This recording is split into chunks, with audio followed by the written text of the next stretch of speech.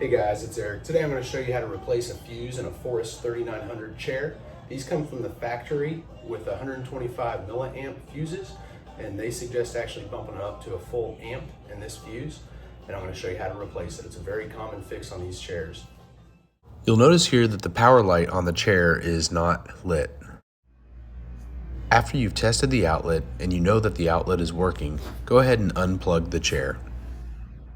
A 5/32 Allen wrench to remove the utility box cover.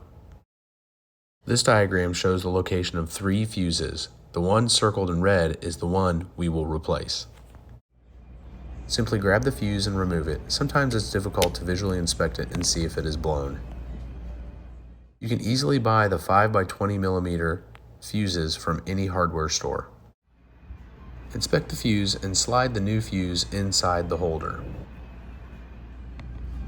Insert the fuse into the fuse holder on the board.